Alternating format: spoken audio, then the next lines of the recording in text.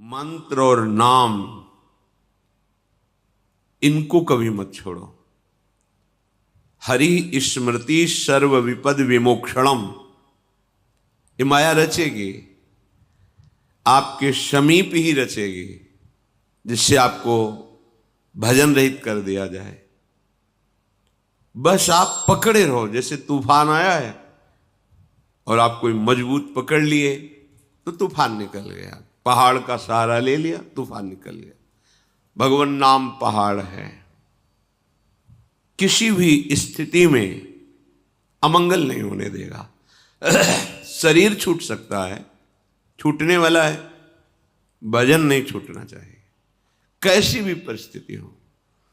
अब हमारा इज्जत, हमारा सम्मान, हमारी महिमा, हमारा यश भजन है, प्रियालाल है।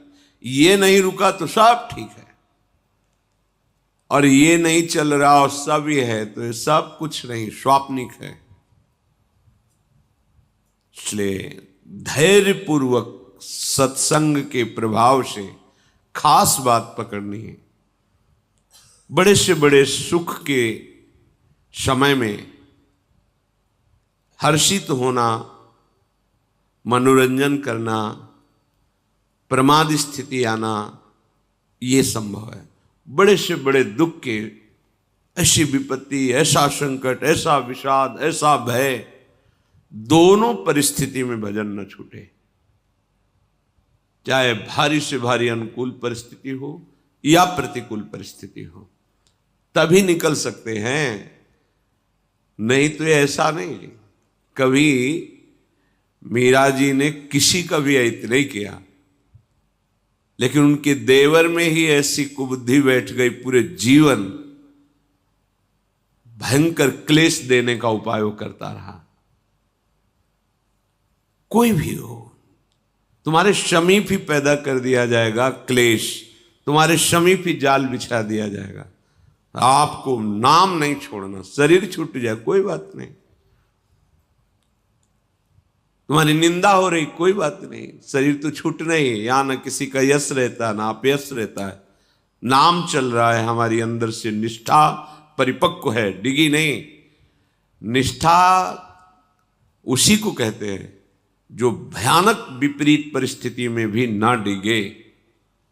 अगर डिग गई तो निष्ठा क्या? गंभीर रहो। अब जोई जोई प्यारो करे सोई मुहि भावे। पूरा अपने आप को छोड़ दो प्यारे के ऊपर। जैसा आप चाहो, जैसा चाहो। उनको अपमान कराना है आपसे, ऐसी चेष्टा करा देंगे, आपका अपमान होगा। मान कराना है, ऐसी चेष्टा करा देंगे, मान होगा। ऐसे हो जाओ। न मान न अपमान, न लाभ न हानि, न सुख न दुख। हमारी इज्जत श्यामा श्याम है, हमारा धर्म श्यामा श्याम है, हमारा धन श्यामा श्याम है, हमारा मान श्यामा श्याम है, हमारा जीवन श्यामा श्याम है। नहीं, इतना ये प्रपंच रचती है कि आप भूल जाओगे कि कहां भगवान है। भला होते तो ऐसा कैसे होने देते? नहीं नहीं, आप हो। चाहे जितना इंद्रजाल बिछा लो, आप हो। चाहे जैसी परिस्थिति पैदा कर दो, आप हो। बस हमें अपनी निष्ठा पुष्ट रखनी है। जब हमारा भजन क्षीण होता है तो हमारी निष्ठा पे फर्क पड़ जाता है। यहां युधिष्ठिर जी को उपदेश कर रहे हैं। नित्यम क्रोधात् तपो रक्षेत्, धर्मम रक्षेत् च मत्सरात्, विद्यां मानापमानाभ्याम आत्मानं तु प्रमादतः।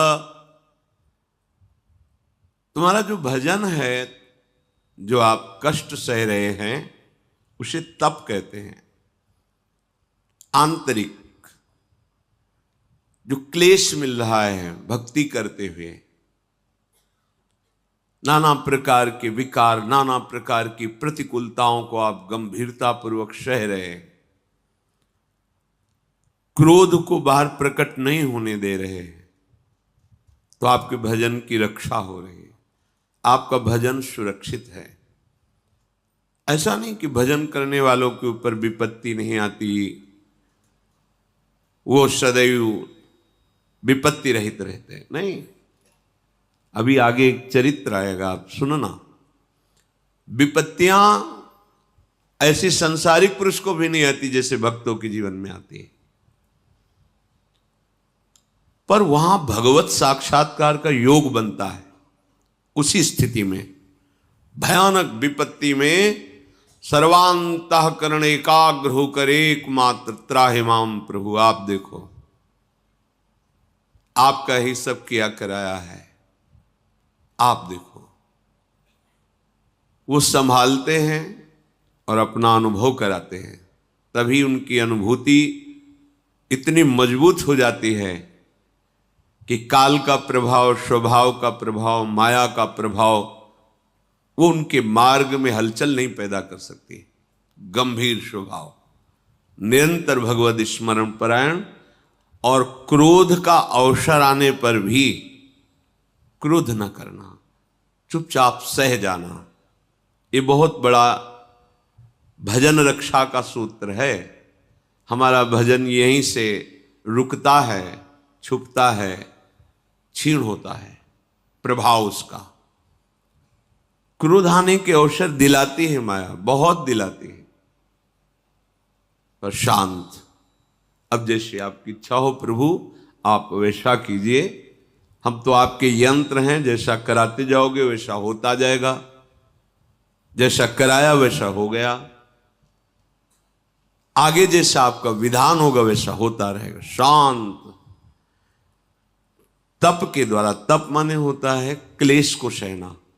जब सामने से कोई विपरीत परिस्थिति माया पैदा करे, वो कोई व्यक्ति हो सकता है, कोई वस्तु हो सकता है, कुछ भी हो सकता है, माया किसी को भी निमित्त बनाकर आपके सामने प्रतिकूलता पैदा कर सकती है, विपत्ति पैदा कर सकती है। क्रोध नहीं करना। अगर आप संभालने लगे तो हानि हो जाएगी। अगर आप शांत रहे, अब जोई जोई प्यारो करे सोई मोई भावे, तो जो संभलना चाहिए वो संभल जाएगा। परम सत्य बात मान लीजिए, क्रोध करने से हमारी ही हानि होगी, हमारा ही भजन रुकेगा। किसी के भी हृदय में तनिक भी हमारे द्वारा क्षोभ दुख पहुंचेगा, वही पलटकर हमारे भजन पर वार कर देगा, भले वो हमारा मंगल कर रहा है। भगवान सद्बुद्धि दे, भगवान मंगल करें और शांत हो जाए। रक्षित धर्मम, अपने धर्म की रक्षा करो, मत्सरात, द्वेष से। जो हम धर्म पालन करते हैं, भगवत मार्ग में चलते हैं, भागवत धर्म का पालन करते हैं, प्रेम धर्म के पथिक हैं, इसमें मत्सरता हमारे धर्म की हानि करती है। मत्सरता, मेरे से आगे निकला जा रहा है, द्वेष, ईर्ष्या, ये सब बड़े भयानक शत्रु हैं, बड़े बड़ों के हृदय में आ जाते हैं। कैसे इनके प्रभाव को रोका जाए, कैसे नीचा दिखाया जाए, कैसे इनको धूल दूषित किया जाए। कोई अपराध ना होने पर भी माया ऐसा षड्यंत्र रचती है। मत्सरात, अपने धर्म की रक्षा के लिए किसी से ईर्ष्या मत करो, द्वेष मत करो, मत्सरता मत करो। नहीं, उसकी हानि क्या होगी, आपकी हानि हो जाएगी। आपका भागवत धर्म अंतर्ध्यान हो जाएगा हृदय से, जिस पर आप दृढ़ विश्वास करके चले हैं वो प्रभु संभालेगा। तुम्हें ईर्ष्या नहीं करनी, द्वेष नहीं करना, मत्सरता नहीं करनी। विद्याम मानापमानाभ्याम आत्मानम तु प्रमादतः। ये जो आपको ज्ञान प्राप्त हो रहा है, इस ज्ञान का अपहरण मान अपमान कर लेता है। मान हुआ तो गर्व, अपमान हुआ तो अंदर से उसके प्रति असंतुष्टता, निंदा का भाव, जलन, द्वेष, उसको नष्ट करने का भाव, ये आपके ज्ञान को नष्ट कर देगा। अगर आपका ज्ञान सुरक्षित है तो मान अपमान का प्रभाव नहीं पड़ेगा।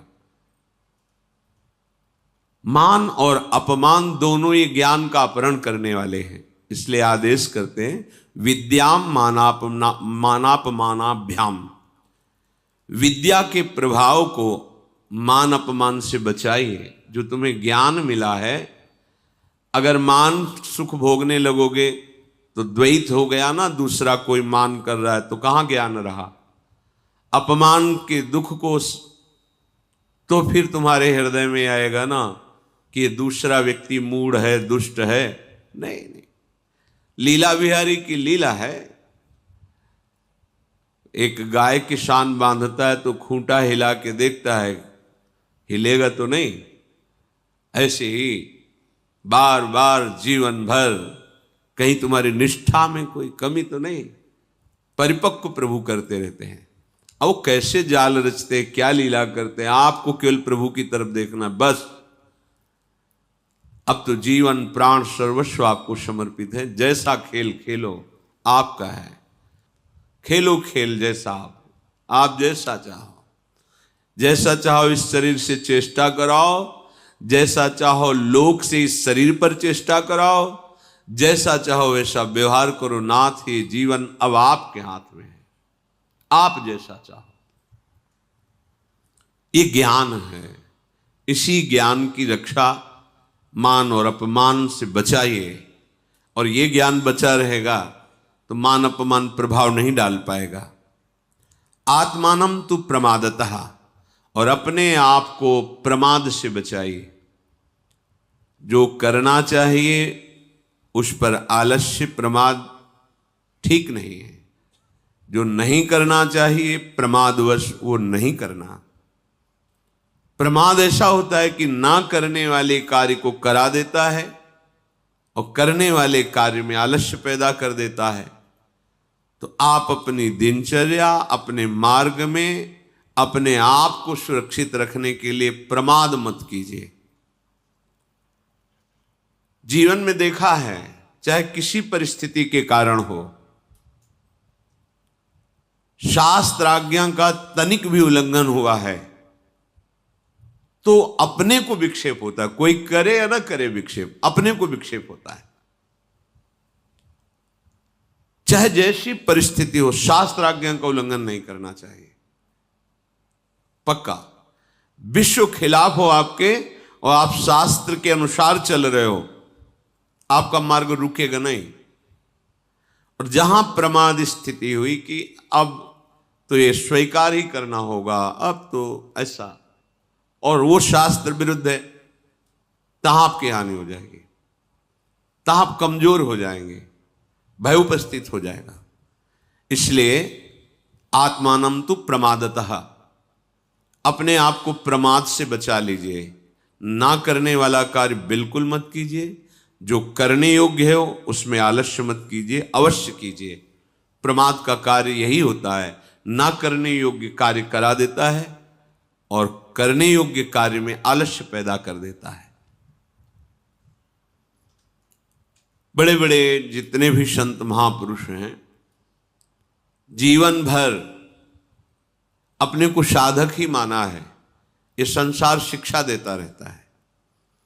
कई जगह ऐसा होता है जहां की शिक्षा अधूरी होती है तो संसार रूपी गुरु ये उस शिक्षा को पूरी करता है। ये संसार गुरु है।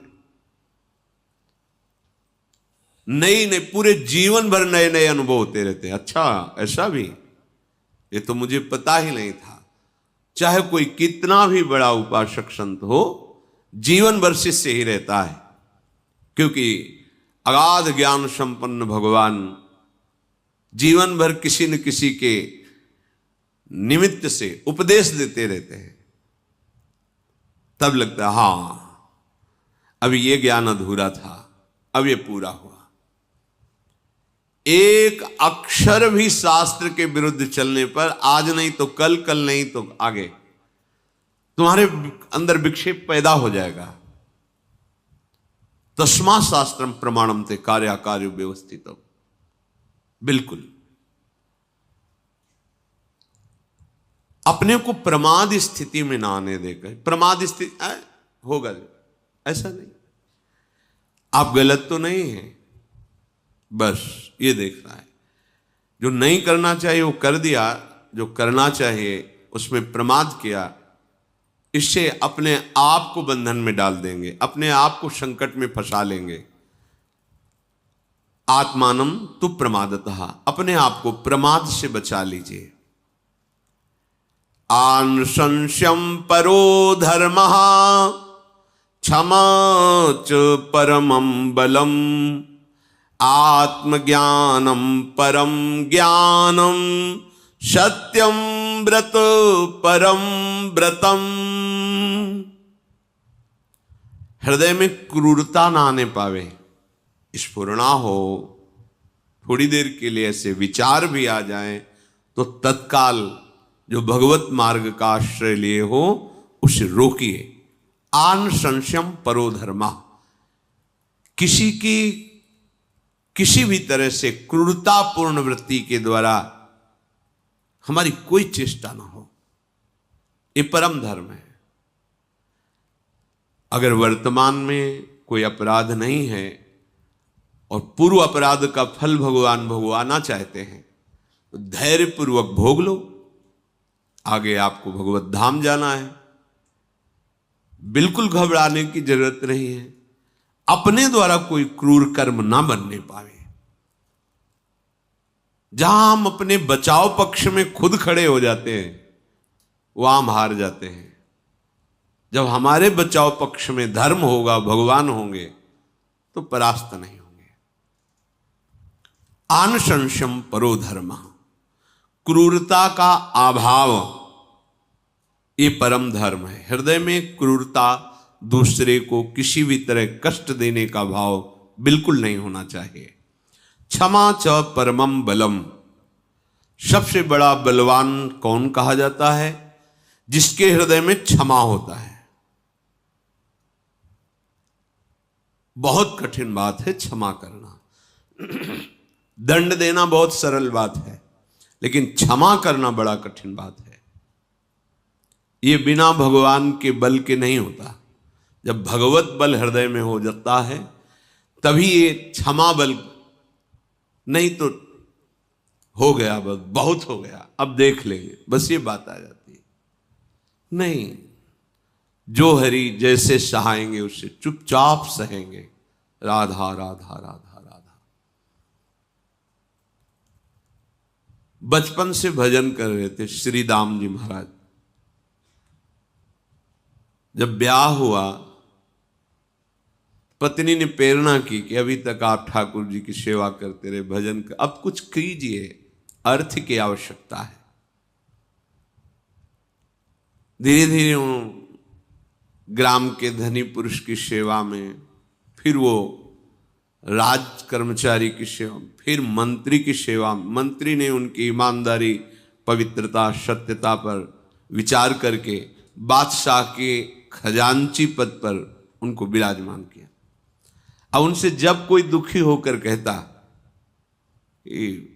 अमुक कार्य है, औषधि के लिए, अमुक कार्य के लिए मुझे धन चाहिए, वो बिना पूछे धन दे देते। उनकी भावना थी कि भगवान का ही धन है, भगवानहीन रूपों में मांग रहे, दे देते। पर राजकीय विधान से तो अपराध हो गया। जब काजी ने सुना, बादशाह से शिकायत की, तो सामने पेश हुए। तुमने ऐसा किया? जी। क्यों किया? क्योंकि सामने उनको बहुत जरूरत थी और बहुत पीड़ित थे, दुखी थे। तो आपका अधिकार ऐसा तो नहीं है कि आप खजाना ही खाली कर दें, मनमानी आप देते रहे, ऐसा तो नहीं है। तो आप अपराध स्वीकार करते हैं? हाँ, स्वीकार करते हैं। तो निर्णय हुआ उस अपराध का दंड फांसी। परम भक्त, फांसी की सजा। हाथ उनके पीछे बांध दिए गए। जैसे अपराधी को वध स्थान में ले जाया जाता है, वैसे आदेश हुआ, ले जाओ इनका और फांसी पर चढ़ा दो। तो तुम्हारी अंतिम कोई इच्छा तो आराध्य देव विट्ठल भगवान, तो एक बार केवल विट्ठल भगवान के दर्शन करा दिए जाए दूर से, दरवाजे के बाहर से ही बस देख लेंगे। ऐसा ही किया गया। दरवाजे पे गए, ठाकुर जी को देखा, बोले आप राजी हो? आप राजी हो तो हम राजी हैं, ले चलो। इधर ठाकुर जी तत्काल बादशाह के पास गए, नौ किशोर अवस्था, झोली में बहुत से रत्न, और कहा देखो हमारे स्वामी से अपराध बदलने की भावना में आपने उनको फांसी की सजा दी। ये देखो, एक रत्न के बराबर तुम्हारा पूरा खजाना नहीं, ये ढेर सारे रत्न हैं, ये रख लो और तत्काल श्री राम को बंधन मुक्त किया जाए। तत्काल घोड़े दौड़ाए गए कि उनको कहीं दंड ना दे दिया जाए, फांसी का रोका गया। वो सैनिकों को आदेश करे कि तत्काल दौड़कर जाओ और उनको रोको।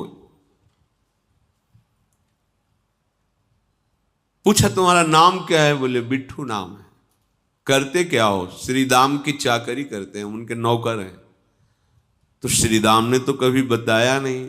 वो बोले ऐसे ही गुप्त हैं, वो किसी को कहते नहीं हैं, पर तुम्हारे जितने खजाने में धन है वो देखो उनके एक रत्न के समान नहीं। ऐसे वो धन के बहुत बड़े धनी हैं और मैं उनका सेवक हूं, मैं उनका नौकर हूं। भगवान चले गए। अब उसके हृदय में जो आकर्षण प्रभु का पैदा हुआ, बड़ा व्याकुल। जब श्रीधाम जी को मुक्त किया गया, सामने आए तो हाथ जोड़ के एक बार मुझे अपने नौकर के दर्शन पुनः करा दो। कहा हम तो आपके नौकर हैं, हमारा कौन नौकर? तो कहा उसका नाम बिट्ठू था और ऐसा नौ किशोर अवस्था, श्याम वर्ण, ऐसा। आंसू चलने लगे कि ये तो मेरे प्रभु हैं, बताया कि ये तो हमारे भगवान हैं।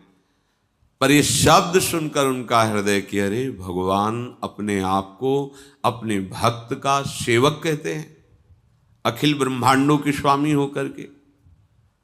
बादशाह ने कहा कि हमें देने का मन हो रहा, क्या आपको चाहिए? बोले बस आप अपनी सेवा से निवृत्त कीजिए, जो हमको इतना प्यार करते हैं, अब केवल जीवन उनके ही सहारे, जैसे चाहें वैसे चलावे।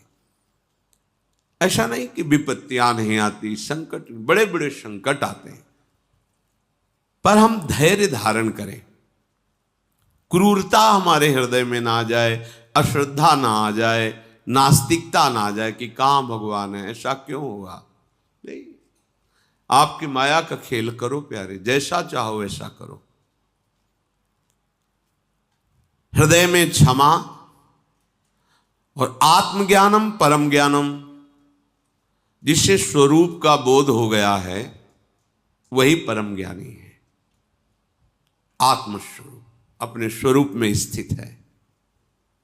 ये कोई बाहरी दिखावे वाला ज्ञान नहीं है, ये बोलचाल वाला ज्ञान नहीं है, ये बोध वाला ज्ञान है। बोध संपन्न महापुरुष बिल्कुल आपको ऐसी ही क्रियाएं करते दिखाई देगा, पार्थिव क्रियाएं, जैसे एक साधारण व्यक्ति करता, और उससे भी नीची हो सकती है, जिसे आप पागल समझ सकते हैं या ऐसे ही समझ सकते हैं। बोध संपन्न महापुरुष एक ऐसे फटा पैजामा, ऐसे गमछा ऐसे डाले, पागलों जैसी चेष्टा करते थे। बड़े संत थे। देखिए कि संत समाज हो रही थी, वहां शास्त्रों की चर्चा शुरू थी, किसी श्लोक पर बड़ा तर्क चल रहा था। ऐसे ही आए घूमते घूमते और 1 मिनट में उस श्लोक को सुलझाया। सब संत आश्चर्यचकित हो गए। बाद में जब परिचय मिला, तब जो अवधूत कोटि के महापुरुष होते हैं उनके लिए कोई नियम नहीं होता कि तुम लाल पहनो, पीला पहनो, दिगंबर रहो, या वो ऐसे अपने को प्रच्छन्न वेश में छुपा लेते हैं जिसे कोई जाने ही ना कि संत हैं। आत्मज्ञानम परम ज्ञानम, जिससे बोध प्राप्त हो गया है वो परम ज्ञानी है। और सत्यम व्रत परम व्रतम, जिसने नियम ले रखा है कि हमारे जीवन में सत्य ही है, आचरण सत्य, वाणी सत्य, वो सबसे बड़ा व्रत करने वाला है। सत्य व्रत सबसे बड़ा व्रत होता है। यस्य सर्वे समारंभा निराशीर बंधना सदा, जिसका कोई भी कार्य आयोजन संकल्प से नहीं होता है। परसों ऐसा करेंगे अपने लोग मिलके, ये सिद्ध महापुरुषों में नहीं होता। प्रेरणा हुई तो भली बात, ऐसी श्री जी की प्रेरणा हो रही कि परसों ऐसा होना चाहिए, हो या ना हो, होगा ही ऐसा नहीं है, नहीं होगा ऐसा भी नहीं। श्री जी की इच्छा है, प्रेरणा हुई, पता नहीं हो या ना हो। यस्य सर्वे समारंभा निराशीर बंधना सदा, कोई संकल्प नहीं जिसके जीवन में, चलो परिक्रमा देते, चलो चल दे, प्रेरणा हो रही कल ऐसा होगा। अब ना हो श्री जी जाने, हो श्री जी जाने। संकल्प कर, ऐसा करना है, ऐसा करना है, ऐसा करना है। अच्छा है अगर शुभ संकल्प हो, पर वो आत्मबोध संपन्न महापुरुष नहीं, क्योंकि संकल्प रहित ही आत्मबोध होता है। बड़ी उत्तम स्थिति होती है बोधवान की। कर्माण श्रुति बोधितानि नितराम कुर्वन्तु कुर्वन्तु मां, वो शास्त्र के अनुसार कर्म करे या ना करे। श्रीमद् राधा सुधान विषयान ग्रहणंतु मुंचन्तु अविषय भोगे या त्याग दे, कैर्वा भाव रहस्य पारगमति श्री राधिका प्रेषा। वो ऐसे राधा वल्लभ लाल की उत्तम प्रेम स्थिति में रहता है कि सब बाहरी चेष्टाएं होती रहती है, उससे उसका कोई संबंध नहीं रहता, हो रही है। कभी भी हमें किसी भी कार्य का संकल्प नहीं करना।